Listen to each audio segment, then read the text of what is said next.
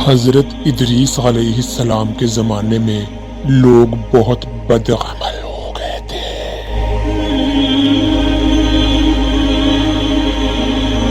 اور فرشتوں نے بارگاہ الہی میں عرض کی کہ انسان بہت بدکار ہے، یہ تیری خلافت کے لائق نہیں ہے، اس لیے انسان کو منصب خلافت سے ہٹا دیا جائے۔ اللہ پاک کا ارشاد ہوا کہ انسان میں غصہ اور شہوت ہے، جس کی وجہ سے وہ زیادہ گناہ گار ہیں۔ اگر یہ چیزیں فرشتوں کو دے دی جائیں تو وہ بھی گناہ گار ہو جائیں گے۔ فرشتوں نے کہا، ہم تو کبھی بھی گناہ کے قریب نہ جائیں گے، خواہ کتنا ہی غصہ اور شہوت ہو۔ حکم ربی ہوا کہ اچھا، تم فرشتے اپنی جماعت میں سے کوئی سے 2 فرشتے چن لو جو تمہارے خیال میں سب سے زیادہ پرہیزگار ہوں، پھر انہیں غصہ اور شہوت دے کر دنیا میں بھیجا جائے گا تاکہ انہیں آزمایا جا سکے۔ چنانچہ ہاروت اور ماروت جو بہت پرہیزگار فرشتے تھے منتخب ہو گئے اور انہیں غصہ اور شہوت دے کر شہر بابل میں اتار دیا گیا اور کہا گیا کہ تم دونوں قاضی بن کر لوگوں کے درمیان فیصلے کیا کرو اور شام کو اسم اعظم کے ذریعے واپس آسمان پر آ جایا کرو۔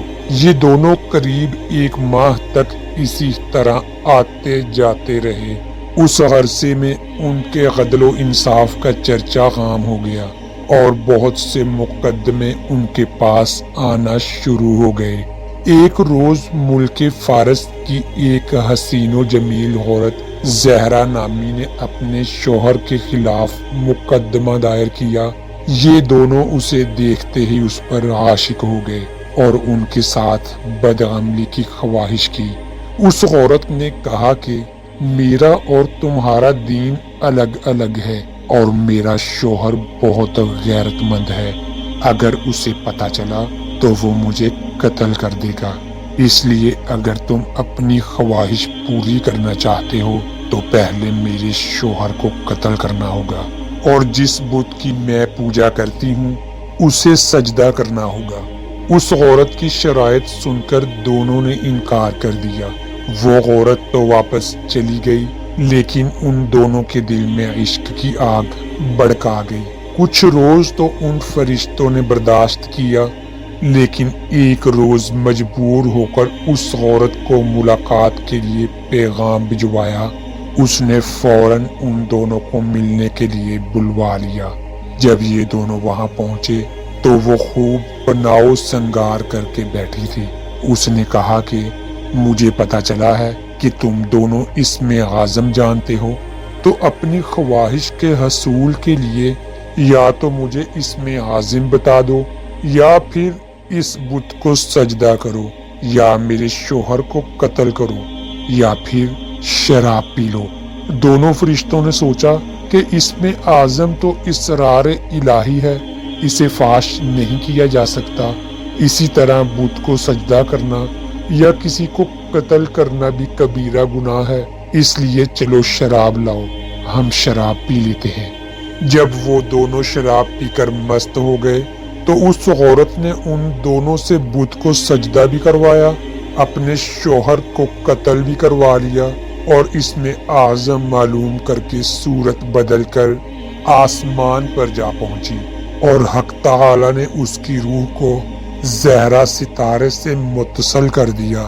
دوسری جانب جب ہاروت اور ماروت کو ہوش آیا تو وہ اس میں اعظم بھول چکے تھے اور اپنے کیے پر نادم اور شرمندہ تھے۔